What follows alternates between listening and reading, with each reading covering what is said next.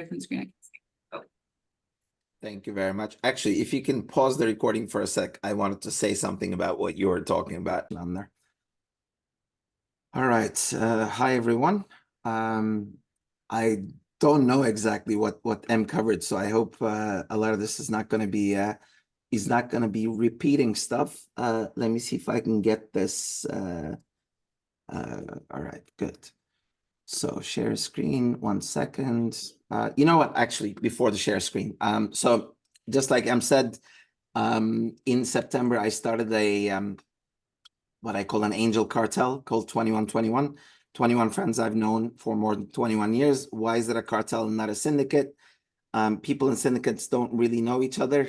We know each other very intimately. We've gotten drunk, eaten, done stupid things together with each other for a minimum of 21 years. Many of these are friends of mine from middle school, high school, and university days. So we've grown together, we've grown apart, we've grown back together over the years. We start out in Buenos Aires, New York, New Jersey, London, Amsterdam, Berlin, Istanbul, Adana, Dubai, Almaty, Zurich, I just skipped over, is a new addition. What did I say? Dubai, Sydney, Tokyo. I think that's it for now. So we're 21. We're up to actually 29 people now. But we started out about 4 or 5 months ago. We've closed 8 investments over the last 4 months, which is a much, let's say, faster pace than many angel syndicates out there. We're much leaner and we can move much faster. Some of them have been 3 to 5 people investing. An investment we're closing this week, a company called 3LC. We actually have 22 of us investing, and that's our biggest check so far. So our previous checks have been in the 25 to 75,000 range, pounds or dollars. This one is coming closer to about $200,000. So we'll get into angels in a little bit. Let me share this screen. It says disable participant screen sharing. Purdy, if you could change that. Yeah. So I'm originally from Istanbul, Turkey, which is where I was born and raised. Left for uni in the US. I was at Yale 98 to 2002, studied economics and political science, graduated, started working in New York, moved to London, moved to Hong Kong, moved to Tokyo for 1 month in 2004, stayed for 17 years, then moved back to London after doing a significant raise with Mubi as an advisor, and then I became the CFO. So did that for 1.5 years. Then I wanted to take time out after 20 years of paychecks. I went back to school doing a master's in music and technology, looking at how Web3 is creating new revenue streams for musicians and trying to decide what to be when I grow up. And I landed in investing in startups with friends. So that is what rocks my boat these days. Share screen, preview, there we go. All right, so friends, family, finds and fools. I'll talk less about finds and fools and more about friends and family. And how do I do this full screen? I should have done this beforehand, but anyway, you'll have to deal with the annoying things on set. So what are we talking about when we talk about friends and family? Show me the money. So where's this money gonna come from that you're after? So bootstrapping, I didn't put on here. That's really under equity.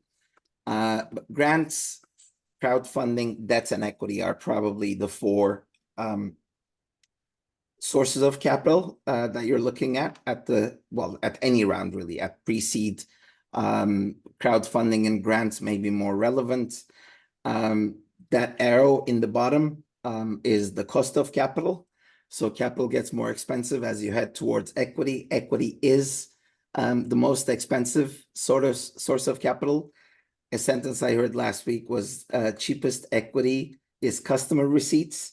So having income, having revenues is the best equity you can have. That good old net income in the bottom of your income statement. I won't go too much into these.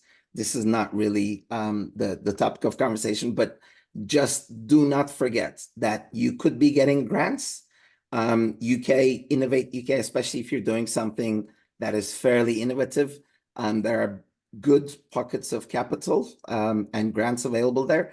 Crowdfunding, especially at the pre-seed stage, this could always be an interesting option. I just put two of the Kiss Kiss Bank. Bank is a French crowdfunding site. Kickstarter. There are many varieties and versions of these.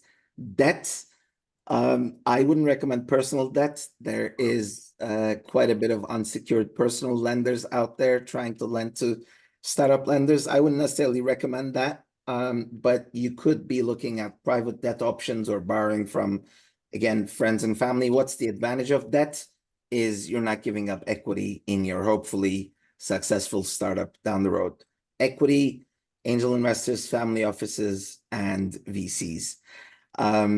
I'll distinguish between those in a little bit. Learn the lingo when you're talking to any kind of investor, whether they're friends and family, angels, or VCs. You should know what you're talking about. Do your homework, understand what these are. These are not relevant to all of your businesses, but just generally have an idea of what, and SGNA is still here twice, sorry about that. Just have a general idea of, you don't want to be looking at them blank in the face if they ask you any of these and you have no idea what they just asked you about. I will share the presentation later, so don't worry about taking notes. Well, feel free to take notes. Questions to ask friends and family. So I'll dive right into friends and family. So these are people, well, you've either grown up with or you've known for a long time. You may feel shy about it, but you've gotten the courage together to actually go and tap them for some money for your new startup. What should you be starting with? Have you invested in any startups before? How did it go? You want to know if they've suffered in the past or if they've had any glories. Obviously, any glory stories will make it easier to get funding from them. Generally, I think the name of the game is to under-promise and over-deliver. But you can, the over-deliver you'll see in time, but the under-promise, you cannot under-promise enough. I don't know what the latest numbers are, but 85 to 95% of startups fail. Maybe that's a very high percentage. Maybe it's a little lower, but the chances of returning sexy return on investments to your friends and family, the chances are quite low. They're getting in on the ground floor, which is a great place to be getting in on. We typically invest in pre-seed and seed rounds ourselves, but just do not think that your great idea is necessarily going to translate into an amazing return for your friends and family. Would you be willing to make introductions for us? This one's really important, and you'll see exactly why on the next slide. This is an article I recommend everyone to read. Fresh Paint is a startup. This is the anatomy of their seed round. So yes, this is not pre-seed. The colors here, blue leads from their own network, red inbound leads, black warm intros or demo day leads. What's for me the most interesting thing here is this $5,000 check here. I don't know if you can see my cursor, but it's the fifth round, circle, right? So this is an angel check. All the circles are angels. So a 5K angel, this could have easily been a friends or family. I don't know if it was, but a 5K angel made introductions to, this is what, 150, 160, $170,000 of checks, further investments that brought in another 75,000, that brought in another 60,000, another 115,000. So I haven't added this all up, but you can see that a 5K can have a much bigger impact than just that 5K. Just last week, I was looking at a deck. They were looking to raise about 150K. They were looking for 5 angel tickets of 30,000 each. Setting minimums is, I think, a dangerous game. Dangerous game as in it has a lot more downside than upside, in my opinion. If this company, Fresh Paint, had set a 10,000 or 20,000 minimum, they would have totally missed out on, let's say, this $500,000 that came through this $5,000 check. I'm not saying go out and get $1,000, $2,000 checks, but depending on the size of your round, you really shouldn't rule out any investors, especially angels, friends and family, who may be able to really be a super fan of your company and make the kind of introductions that at the end will outweigh any of these guys who may have just put in 100K and then left you to your own, success or failure, not really helped you out down the road. So this, if you take one thing from today, I think I'll hopefully you can go and read this Fresh Paint Anatomy of a Seed Round. I think it's a great starting point for anyone looking to fundraise. What outcome would make you happy with this investment? What is your expected timing? Again, it's all about managing expectations. One question I always used to ask, and I used to fundraise, I've produced some films along the way. So one of the films I raised for, we raised $1 million from 47 friends and friends of friends. My first question was, is this your child's education money? If it is, I won't take it, right? So you should make sure that this is really very comfortably disposable income. They really do not need this money, and they're happy to allocate this. You really shouldn't be pushing friends and family, because it's going to come to bite you in the rear. If you're pushing them up front today, in 2 or 3 years, if you cannot give them back what you were hoping to give back, then you don't want to be losing friends or family, ideally, over investing in your startup. Would you be fine if you lost your entire investment? A very straight question. Hopefully you'll get a very straight answer. If the answer is yes, proceed. If it's longer than yes, you should be very careful without getting money from that, before getting money from that individual. Why do you want to do this? They, of course, with friends and family, part of it is going to be to support you. That's going to be a big part, but they shouldn't be doing it out of mercy. They can be doing it out of the goodness of their heart, but this is not a charitable donation. You shouldn't treat it as a charitable donation. They shouldn't see it as a charitable donation. If they actually feel like they have skin in the game, that's the only case where they're actually going to go around and actually hopefully become that 5K angel check that then brings you further investment or helps you in other ways, brings you revenue or introductions or a variety of other things. Now, moving on to slightly, hopefully bigger checks. Again, angels could be friends of friends and family, or just any individual who may not be a friend or family coming in. VCs, I'll separate among the questions. Very different beast. You're starting to get into institutional money. The first question I always ask people, are you investing your own money or someone else's money? VCs invest other people's money. And that's this question here. First question for VCs, and again, pre-seed, you may want to avoid VCs at the pre-seed stage.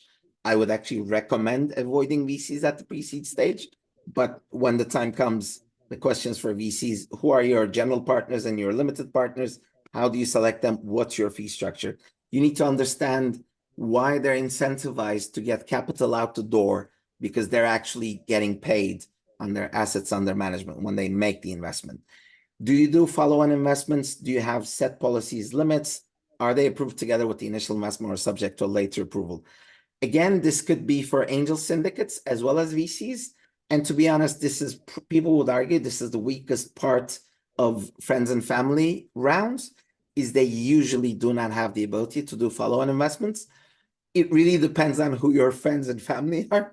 Some friends and family are certainly able to do follow-on investments, and those are probably the ones. I mean, that would be great if you can actually have a couple of those on your cap table, your early supporters who can then avoid dilution down the road and can follow on with more investments down the road. Again, this is a question you can ask angels as well as friends and family. Have your portfolio companies collaborated in the past? Can we talk to one of your portfolio companies? So For friends and family, replace this with, your previous companies you invested in, and the question still stands. You basically want to get an idea from the companies they've invested in about whether or not they were helpful, whether they made more introductions, basically anything you can get out of these companies. This is essentially your due diligence on the investor. You want to talk to the other companies that they may have invested in the past. Were any of your investment unsuccessful? What happened? Do they go absolutely berserk when they lose money? Hopefully not. They're professionals. And when it comes to VCs, they've already made their 2%. Yes, they're not making their 20% or 30% on the upside profit share down the line. But hopefully, they know that not every investment is going to work out. I was looking at some angel investors numbers. I think the general assumption is out of 10 investments, about 5 will fail. 3 or 4 will return, minimal return on investment, or will make their money back. Let's call it break even. 1 or 2 will hopefully make 10 to 30 times return on investment. That essentially becomes what VCs call the fund returner. So with the angel investors, those who are doing many investments, it's a similar logic. They usually advise don't do under 20 investments. You can do smaller tickets, but make more than 20 investments. So that's really the idea. You want to be that 2 to 4 investments out of 20 that actually brings a good return, whether they're friends or family, or just let's say professional angels or angel syndicates. Are there parties you regularly co-invest with? How does that work? This is to get a sense for a lot of pre-seed and seed investors may have Series A, even Series B VCs that they then introduce startups to. So this makes for a great transition. You can hopefully have some of your future fundraising taken care of with your existing investors through their introductions. This is either co-investing in the current round, they'll bring in other people into the current round, or future investors into future rounds for bigger ticket sizes. Again, a question you can really ask everyone: where do you see our company in a year, 2 years, or 5 years? Let them do the talking, turn the tables around, and get them to pitch your startup to you. Really get a sense for how they see what you're trying to build, and if there's a big difference between what they're looking at or what they think they're looking at and what you're trying to create, then that's probably time for a heart-to-heart conversation. And trust me, if this is not aligned today, you will not be aligned in a year or 2 years. You'll only start to diverge and go in more and more different directions, and it's just going to be more and more trouble down the road.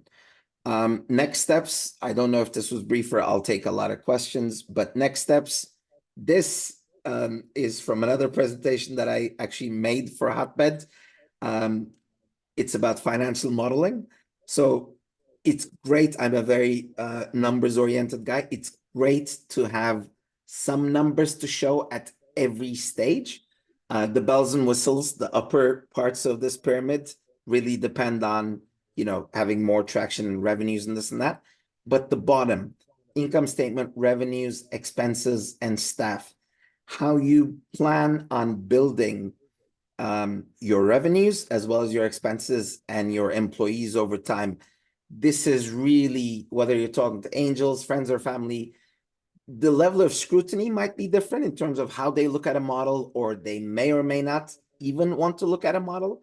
But putting some numbers in front of people, numbers that you can defend, numbers that you can talk about, numbers you've already internalized, it will never hurt you. It'll only make for a much, much, much stronger case.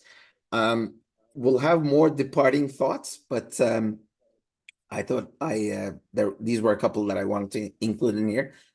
Fundraising will always, always, always take longer than you expect. If you think it'll be 3 months, it'll be 4 months. If you think it'll be 6 months, it'll be 9 months. So always prepare for it to last longer.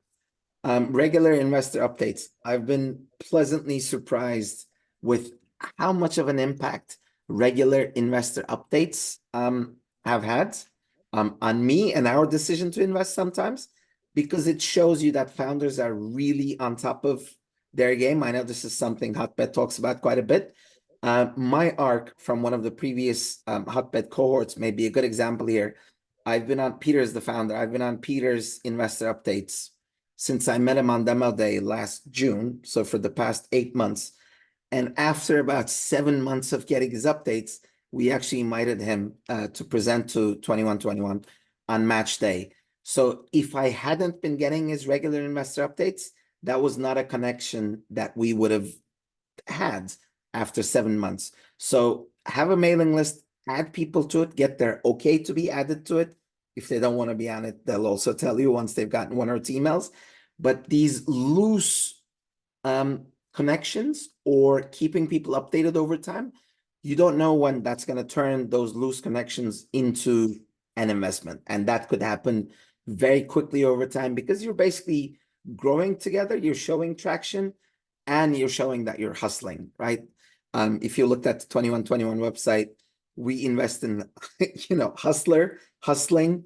Founders is one of the things we always say, because at this early stage, it's really going to be your ability to pivot and lead a team towards some kind of an interesting outcome, either along the way or down the line, is really what pre-seed investors are looking at.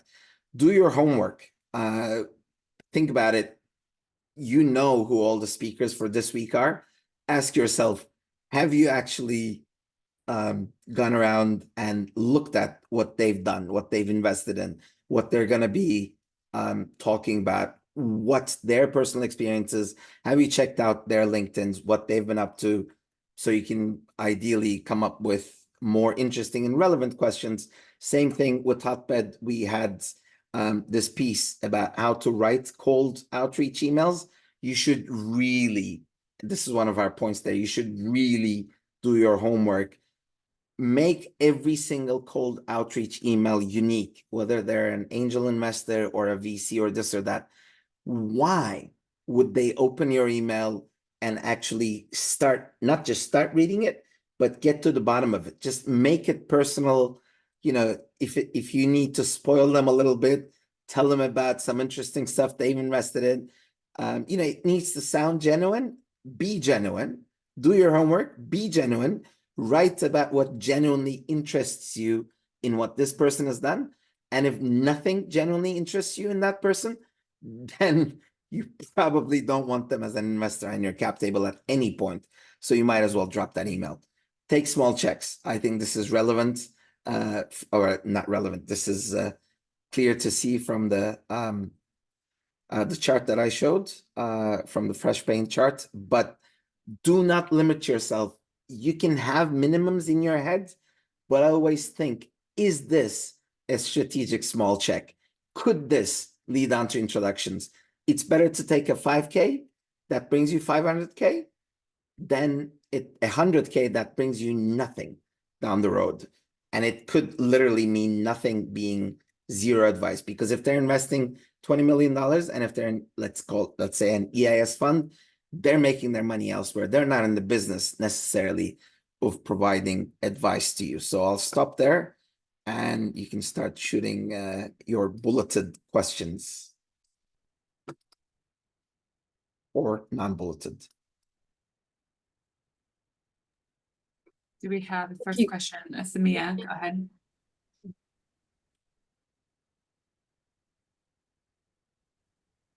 And ask questions. That's Hi. always how important is it to have a sort of monthly income statement for a pre-seed startup? Good question. So monthly, I think for pre-seed, well, I love monthly. At this point, a monthly stake, especially if you've raised a little bit of money or if you've put some money into it, basically how you're burning what you have available to you is really critical at this stage. Instead of showing me a 5 to 7 year grand plan of what this is going to be, If you're pre-revenue, then any revenue projections you have will be building castles in the sky. I'd much rather see monthly castles in the sky for the next 18 months than annual for the next 7 years. Because if I told you, remember, companies go bankrupt or go illiquid because they cannot pay, because they ran out of cash. What shows me your cash position is your monthly, let's say, cash, you know, your monthly cash flow, basically. So I'd much rather see an 18-month cash flow if you're bootstrapping, or if you have a little bit of money. If you have, let's say, 50,000 pounds to go through in the next 18 months, I'd much rather see that on a monthly basis than you telling me you're going to make 30 million pounds in year 7. Because guess what? We've built a lot of models. I've built a lot of models myself. Generally, year 7 looks nothing like what you think year 7 is going to look like. So I'd much rather see what month. Also, the other beauty of monthly is if you do it right, and as we're talking over a month, 2 months, 3 months, you actually get to show me that your monthly projections are actually realistic and you're actually sticking to them. You can show me what you're paying in salaries. You can show me what you're paying in expenses, or at least your outs, cash outs, can actually match. And then I can say, okay, these past 3 months, they've actually shown me that they have a good idea of at least making projections in the near term. That maybe was a long answer. Great question. I love the question. Yes, Anastasia? Well, I have a big strategic question. How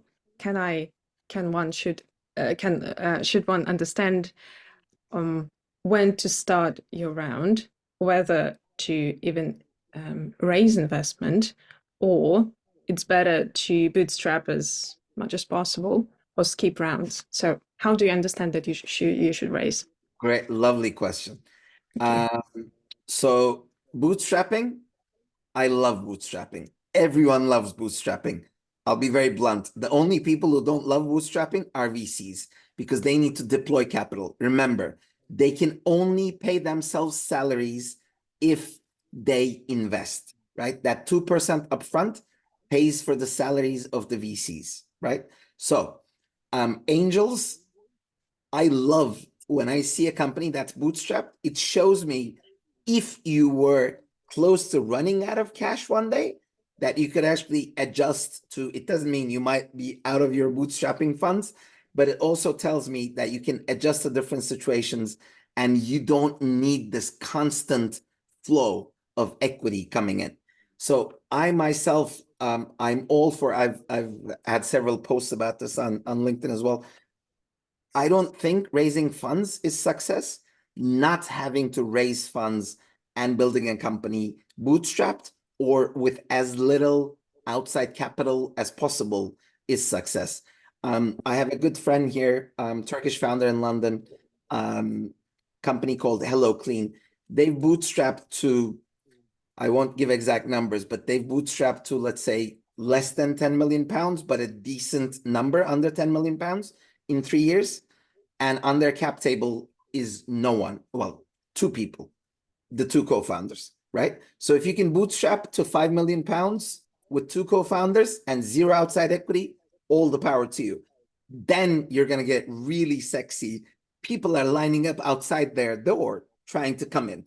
Imagine you're the new club in town, or you've been there for 3 years and you haven't opened your doors. So imagine the first person who gets in there, they're going to be really excited because there's another 50 people waiting behind them and they're not being let in, right? It's Adam, Eve, and Apple.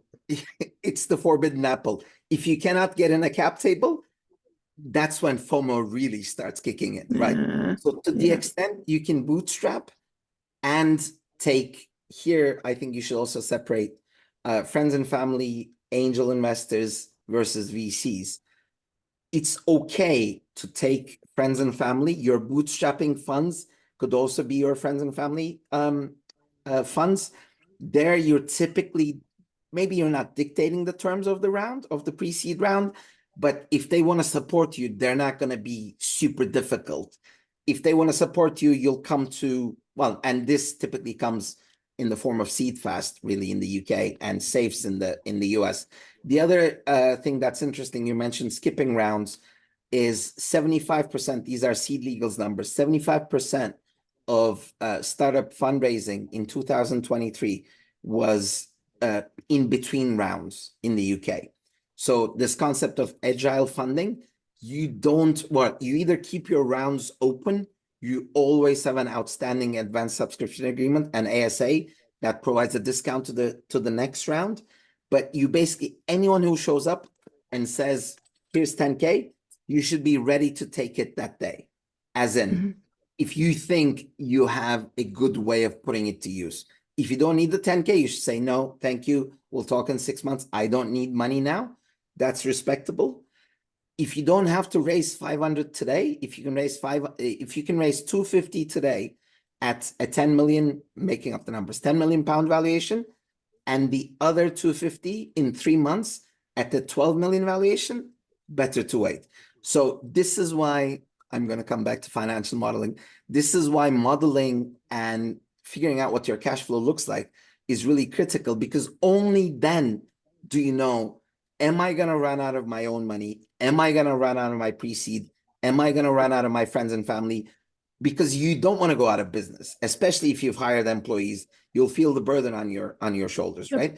Will I be able to make next paycheck or pay the next payday, and still sleep well at night?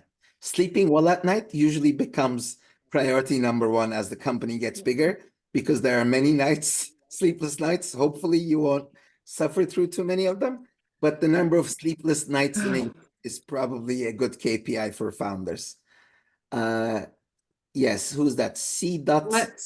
Can we take a quick question from the chat and then see? We're going to go to you. Sure. I was at the chat. No. We've just got a lot of questions coming in.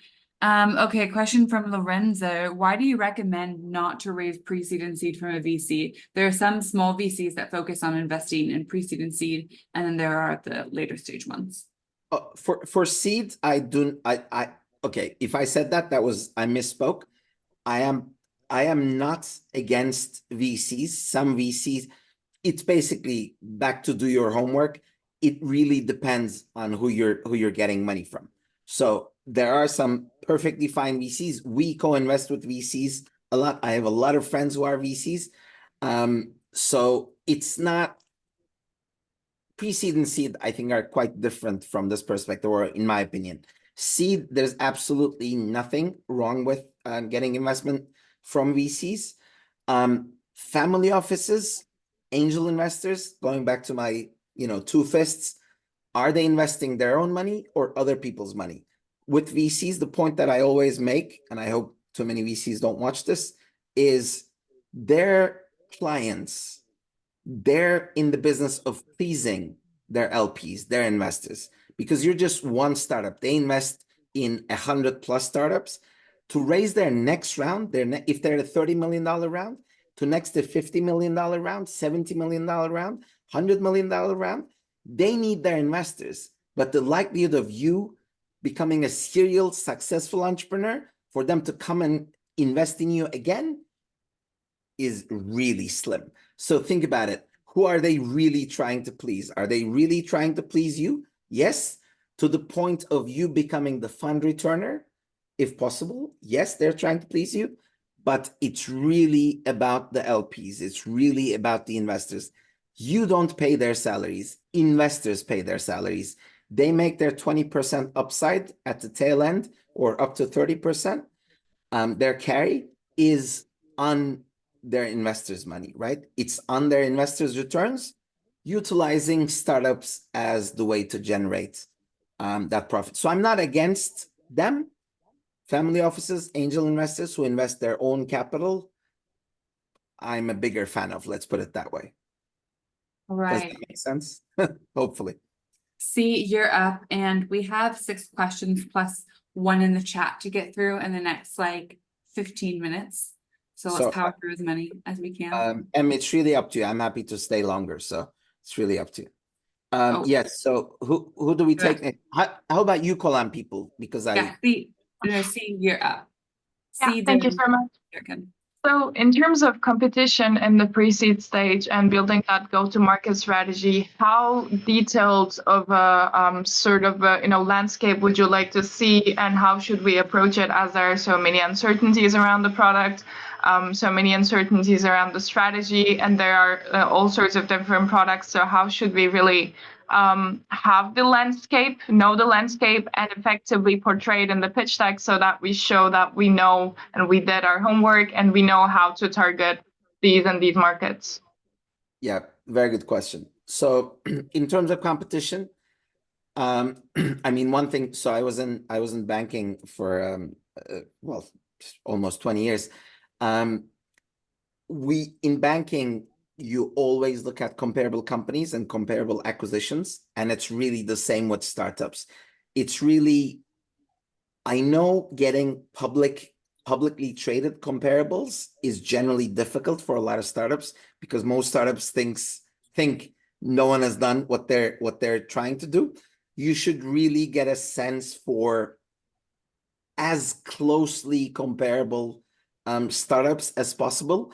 You can portray what they've raised, their future rounds. Like if you go down a similar success path, if you define success as fundraising, what that could look like. I know it's really difficult getting numbers, especially revenue numbers on comparables, but hopefully you have, enough people in the industry. Don't need to share, obviously, insider info, but if you get a sense for with what kind of revenues, what kind of funds they've raised down the road, because all of angel investors will typically cap out at Series A.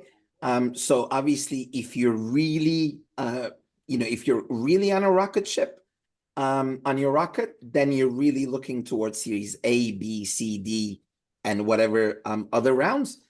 There, you obviously need VCs, whether they're corporate VCs, regular VCs, or down the road you could be looking at even private equity. So just knowing who's really dancing on the same floor, and whatever stats or data you may have on those companies, whatever you may know about some of their mistakes, just again, back to doing your homework, like you said, just show the investors that what this space looks like.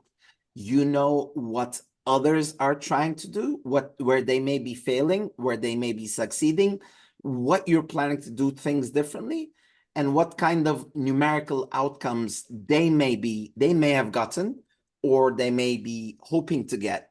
If you have a pre-IPO company that's looking to IPO in the next 2-3 months, I mean, that, if you're competing in that space, again, that has its pluses and its minuses, because it shows that you're in a pre-IPO kind of, sexy zone, but then someone's already done it. They've already taken it to IPO.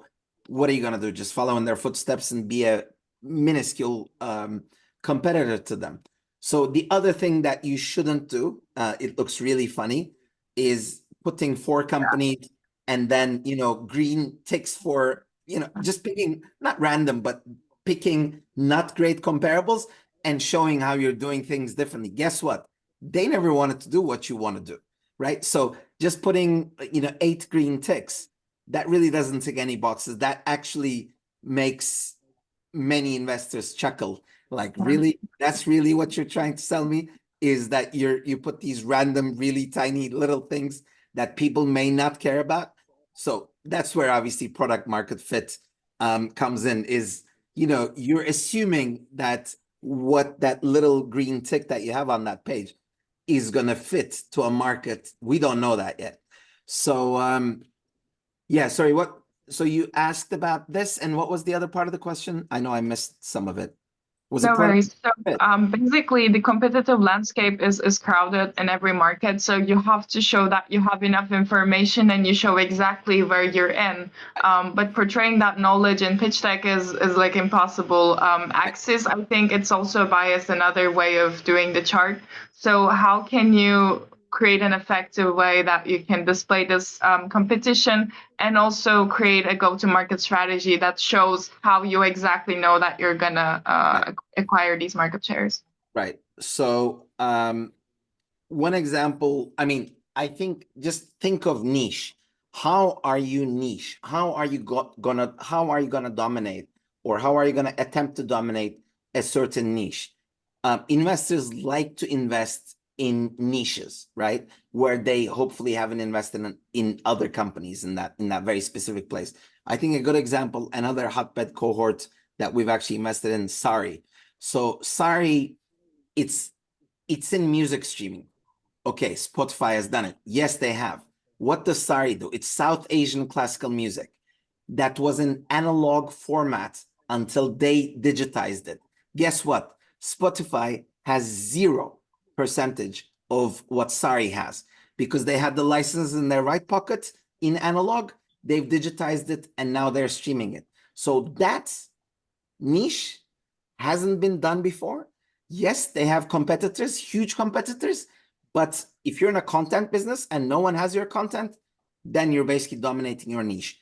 And the beauty of that niche that got us really excited at 2121 is the fact that when that niche is South Asian, we're not talking small numbers, right? So that's just you need to show why, just put yourself in their shoes. Why should they get excited? Why? Why should they get excited about this when they get, 20 decks a week, some of them 100 decks a week? What is going to get them? What is it that you're trying to sell, that you're trying to show to them that's going to get them excited? I know that's not 100% the answer to your question, but let's move on to the next one. Happy to talk more afterwards. Yes, Anne. Okay, Serkan, you're up. If I'm mispronouncing your name or anyone else's name, please correct me. No, you got it right. Thank you so much. My question is sort of a two-parter. First of all, I did check your website. It says that you are sector, geography, and I believe round agnostic. Round agnostic, yes. Yes, yeah, I love that. I mean, obviously, it says you look for hustlers, but it doesn't say, obviously, what sort of ticket sizes you portray at what rounds. And the second round, so the second stage of my question is, do you tend to be more active investor, taking monthly, engaging with them, or more as a passive? I'll start with the second question. Well, actually, I'll get the ticket sizes out of the way. So the last 8 investments we've done, the first 7 were 25 to 75K in dollars or pounds.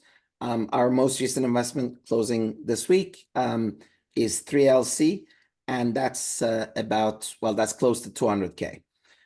So typically it's been 3 to 7 people within the group investing. And this one, we have 22 people investing. So 2121, I call it's all about combined brain power.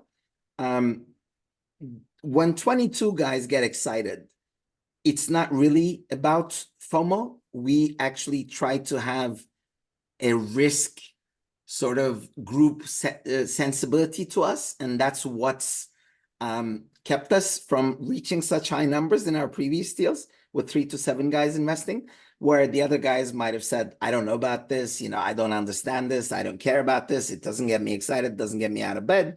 Whereas this one, I've seen this happen over the last 2 months, when 22 guys, one after the other, say yes, yes, yes, yes, yes. That's not FOMO, because these are not, we're not doing this. We have 0 fees. So when we're investing, it means we're literally taking it from our bank account and putting it in someone else's bank account. So that's the answer to that.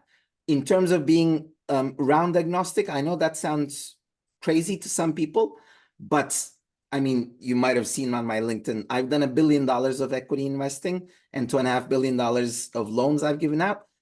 Big numbers don't scare me. If a pre-IPO company came to me today saying they're IPOing next week, do I want to go in on their IPO? For me, it's all about the number of shares, the share price. If I'm buying in at $10 and the IPO might take it to 17, or if I'm going into a Series E, they don't typically come to angels, but sometimes things get syndicated. We co-invest with VCs as well. All I care about is there upside left in that share, right? whether I'm going in Series C or pre-seed, at the end of the day, matters from an investment horizon, 1 year to, 5 years or a week in terms of an IPO, if you want to flip on the IPO date. But that's the only thing, not the only thing, but that's the main thing that we care about is, with this ticket size, are we getting shares that have potential upside? That's really what we're looking at. In terms of active investors, we're as active. I mean, we're happy to be active. We're as active as the companies we're investing in would like us to be. As in, for example, again, back to Hyper, I think you'll hear from Hannah tomorrow. She was supposed to be raising a 1.5 million pound round. She raised 3.32. That was actually one of our first checks as 2021. We went in with, let's say, a 40 to 50K check. There are two bigger investors there, very sizable. One, a huge angel network, a very deep pocketed angel network, and a big Scandinavian VC. So we are hands-on with, I talked to Hannah, I'd say probably about a month. I'll actually go visit her in their offices this week. But it's really, if she needs help, she'll reach out to us. That's sort of how we're hands-off until the company wants us to be more hands-on. Cat Jobs is a Turkish startup that we invested in. They're now flipping up to the UK.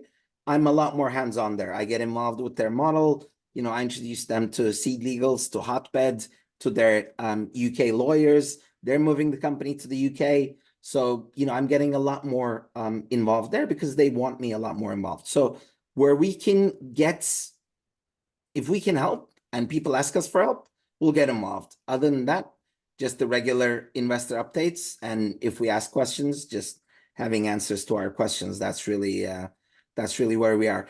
Like I said, many of us are founders ourselves and investors ourselves. Many coming from finance, many from outside of finance as well. But we try not to suffocate the startups. If they ask for help, we're happy to help.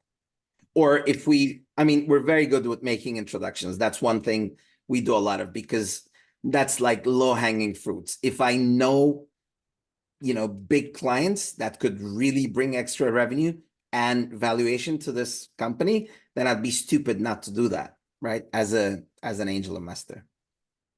Perfect. Thank you so much for that. Yep. Thanks, Zaka. All right, we are going to take a question from the chat and then Samia will go to you. Okay, question from Noah. What are your thoughts on the strategy of solo founders trying to build co-founder relationships with early investors that have the time, headspace, and aligned vision to add value? So no, just to clarify, Sue, it's saying, what's the strategy of solo founders trying to build co-founder relationships with early investors? So are you talking about an investor potentially joining you as a co-founder, or was trying to talk about the potential of having a co-founder join you once you get investment? Yeah, thank you, Em.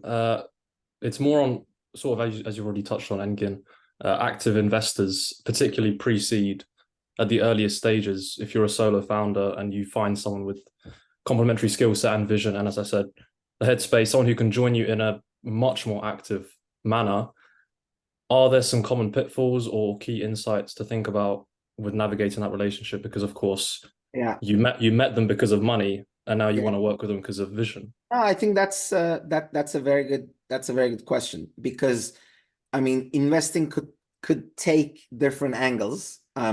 The toned down version of what you're saying is our advisory and non-executive director roles.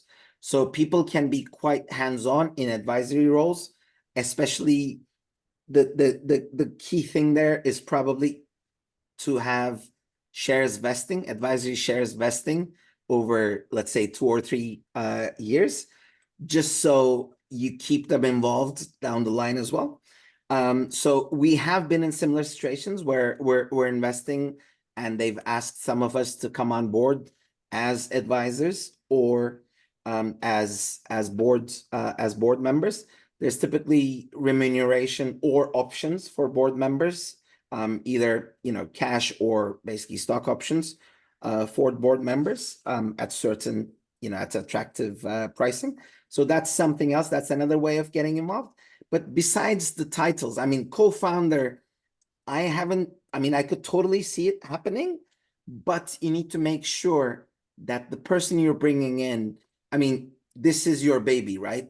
That you need to make sure, and this goes for all co-founder relationships, that they're gonna watch over your baby just the way you watch over your baby, which is nearly impossible unless they've been there from day one. I'm not against bringing in co-founders in the 6th month or 12th month.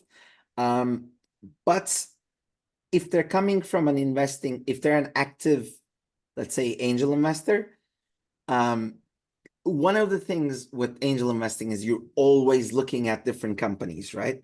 So, I worked for one company. I was most recently CFO of Mubi, where all I looked at was Mubi from a work perspective. It's a very different mindset. You want singular focus on a company. An angel investor or an active investor may be interested in looking at a lot of different sectors and different segments and different companies, meeting different founders. So if they're ready to go on a co-founder jersey, it might actually be a great fit. I have some companies which have investor advisor roles. They'll only, for all the advisors that they bring in, they also need to be investors in the company. So they can invest in the company, then get an advisory role, and they can get a discount either on the valuation that they're going in on or stock options for their advisory role. So there could be all kinds of combinations. Really, it's all up to negotiation. But I don't see any reason why this couldn't happen. If you're actively looking for a co-founder, there are some specific accelerators that focus on co-founder identification, Antler being the most famous one. I won't go into Antler. I have all kinds of other thoughts around Antler. If anyone's looking at Antler, I'm happy to have a separate conversation. I love what they're doing, but it's not for everyone. So I'll leave it at that. If you're very actively looking for a co-founder, Antler could be a very good option, actually, because that's really what they do. Is they really are in the business of matching co-founders with super early founders that they handpick. So they really, throw you into the same room and make sure you, create some offspring, some profitable offspring. Yes. Okay. Who's next? And Engin, you're okay to go a few minutes over. Oh yeah, I'm fine. 10 minutes, Okay. 15 minutes, it's fine. Great. Samia and then Mohammed. Yes, Samia. I have a sort of like 3-part question. First of all, Wait, but bring them one at a time, otherwise I'll forget the first one. I can guarantee you. okay, sure. So I'm at pre-seed round, and I'm building the financial model. And in 2 years, I see myself raising a big seed round. How important is it to factor in the money that's coming from seed round into that financial model, or do we leave that out? Very good question. Now, go on the Hotbed YouTube. If you're actually modeling, watch my financial modeling 101 video. That will answer some of this. But 100%, if you're actually building a 3-statement model, and that being income statement, balance sheet, and cash flow. I know balance sheet, most startups don't think of themselves as balance sheet businesses, but if you have a 3-statement model with the 3 statements linking to one another, you've already done 80% of my checking work for me. You're going to start 5-0 when an investor looks at your model, or maybe 3-0 if it's good 5-0, right? If you actually have a 3-statement model that links things, 100%. Now, the equity, the seed equity, where does that come in? If you do not have a balance sheet in your model, there's literally no place to plug it in. This is coming in as shareholders' equity. So you've just given me a great argument of why you should have a balance sheet in your model, is so you can actually show me where that capital injection is taking place, because you will need to burn through that in your cash flow And people are gonna, I mean, you can just stick it into your cash flow, but that's not really how it works. So absolutely, you can totally tell me I'm gonna be raising a 500K round or a million round. Now you need to prepare for that, because that also means if you're gonna run out of cash in 18 months and that raise is gonna take 6 to 9 months, you need to start going into that 9 months from today, right? Which you shouldn't be under the illusion that you can keep running the company or building the business while you're fundraising. Never happens. You should really look at, I mean, this mindset of fundraising generally doesn't allow for too much room on running the company. That's why for solo founders, it almost becomes one or the other, in my opinion. That's where co-founders could be very useful. If you have two co-founders, one could be more the outward facing face of the company, dealing with the fundraise, and the other one, especially if there's a CTO co-founder, a technical co-founder, could be, not to, you know, fit people into boxes, but a more technical, hands-on business, let's say, type of co-founder could be running internal affairs, while the other one could be external facing and running the, you know, minister of the exterior. Right. Is that the first question? Was that okay? Yeah. Yeah. So Okay. you should stick it in, basically. Okay. Yeah, absolutely, Um, 100%. Okay, I've built my entire I'll try to financial model. answer with that level I of, was told not to do it, and now I feel like, wow. well, ask 10 people, you'll get 10 different answers. So I'm Yeah. giving you my answer. Sure. And the other question is, how important is benchmarking, especially when you're I've got a climate tech startup, and the other companies in the sector, the competitors, I don't have their financial disclosure. I don't know how they're performing. How do I benchmark? Well, with climate tech, I think you should look at, I mean, there's some specific VCs that do climate tech, so you should look at what they've been investing in. You should get a sense for the rounds that they've been raising. In terms of benchmarking, you know, revenues is going to be really hard. Like you said, it's going to be all private information.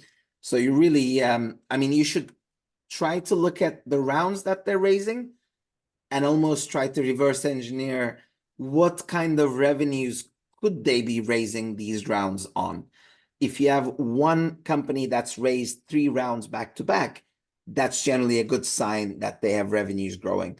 So you could almost assume that if they've raised at a 5 million valuation, a 10 million valuation, and a 20 million valuation, that's roughly following their revenue growth. Especially early stage, people are assuming people can be putting very simple revenue multiples because you're not really profitable or, you know, cash flow positive. So the only thing really to look at is revenues, if you have revenues. Before that, it's really, again, building castles in the sky. $1 million, $2 million, $5 million, who knows? That's why pre-seed is generally in safes linked to the future round, a discount to the next round. Okay. And the final question is, how important is it to have an exit plan on your deck, and to what degree do you need to go into detail? For example, I see myself taking this to IPO. I have no idea in which year I'm going to get there, how I'm going to get there, and what exit the investor is going to have. Right. Another thing that makes me chuckle is when founders make assumptions on investor returns. Like they're telling me I'm going to make, you know, 300 times or 100 times. Like you have no idea. And then they throw on like tax, EIS, SCIS benefits on it. You have no idea what my tax position is, what your investor's tax position is, right?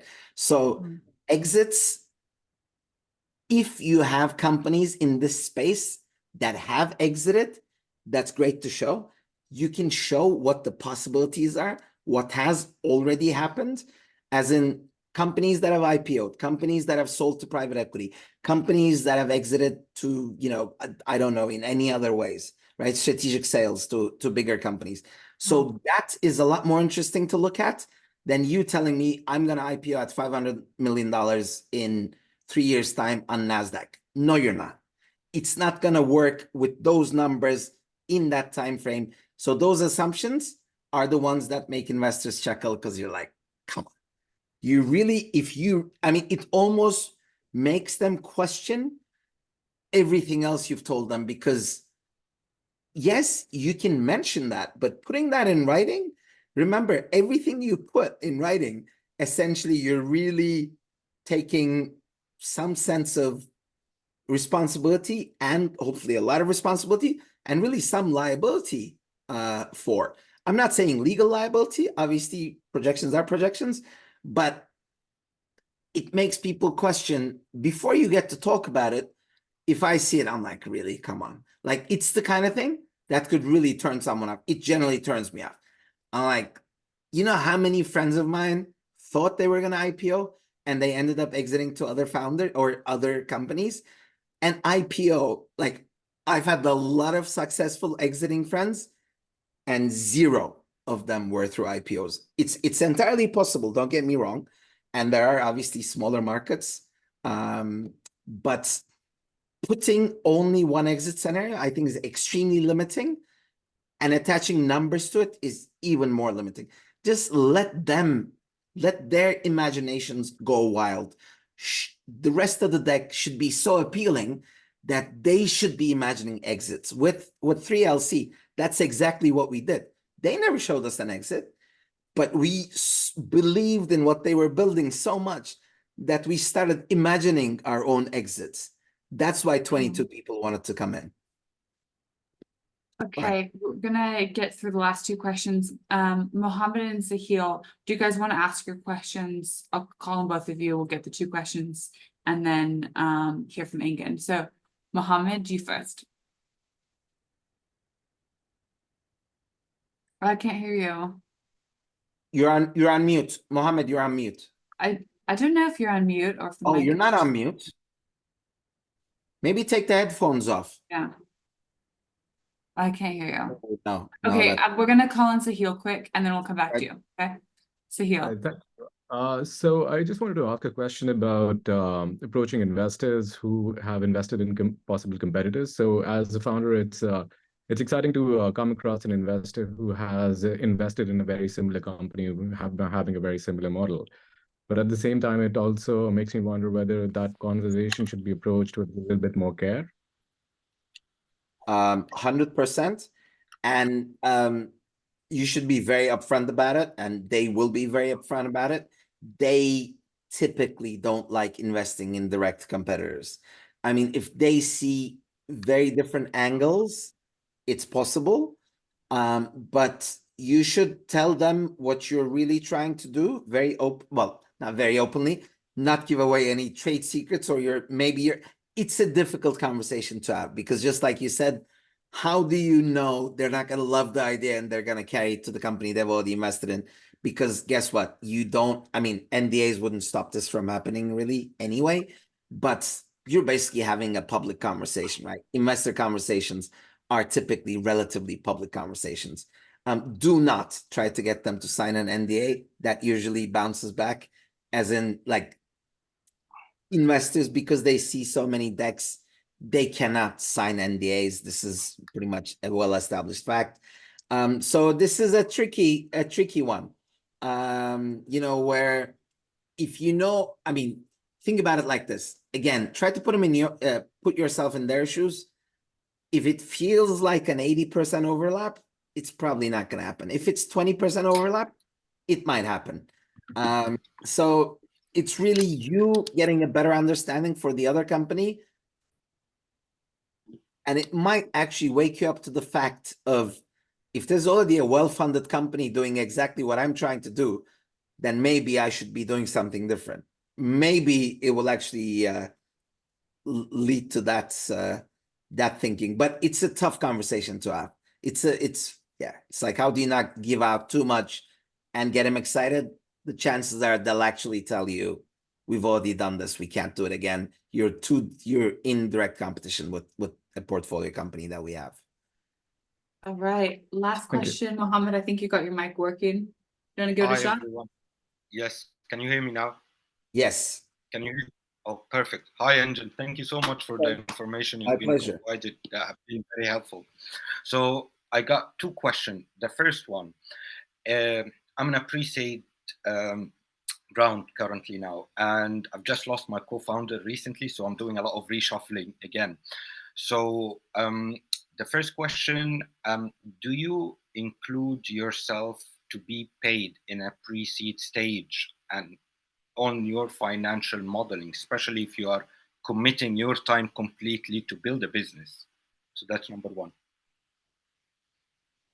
Very good question. It depends on, well, if you're bootstrapping, you look at where the money is coming from. If it's your own money, then in a way, what's the point of taking it from your right pocket and putting it in your left pocket, especially if you can tell a better story saying, look, this is my money I bring to the table. I've been bootstrapping for the last couple of months, however long it is. Again, another good question, another tough question. If you're going to be raising, you can show if you're okay living. Look, the point is you need to have a comfortable life outside. Comfortable, the definition of comfortable can change depending on which stage you're at, but you shouldn't be worrying about survival if you're raising for a company, because it's not a good mindset to be in. Investors don't like investing in desperate founders. You should not be in a desperate financial situation if you're actively trying to raise. So if paying yourself some salary will make you more comfortable and do your job better, then by all means, yes. It does make for a strong story when you say, until I raise, I'm not paying myself salary. If you're comfortable doing that, that's also not a bad position to be in. So nobody is expecting you, obviously, to starve. If anyone's expecting you to starve, you shouldn't be taking their money to start with. One thing I do tell founders is if they're raising, let's say, a seed round, adjust your salaries. You might have been underpaying yourself.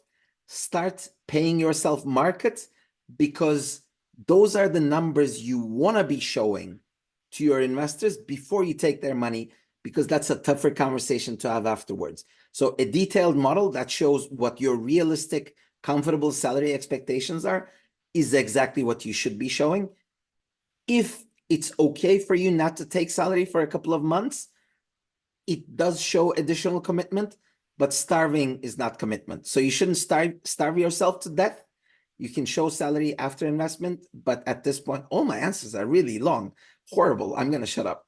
Thanks. It's good to know. Thanks for explaining. Okay, so my second question, last Hey, one, Mohammed. is Mohammed, sorry, I'm gonna jump in because we're 15 minutes over. I need to move to peer. But if you send it to us, we'll talk to Engin and we'll see if we can get it answered, or it might be covered in one of the future sessions of the week. And all, thank you so please much. feel free to add me on LinkedIn. I don't bite. I try not to. So if you don't piss me off, I won't bite. We'll share your LinkedIn and the follow-up email today. Everyone, say goodbye to Engin. Thank you so much for your time this morning. Thank you. Bye-bye. Enjoy the week. Thank you. Take care. Bye.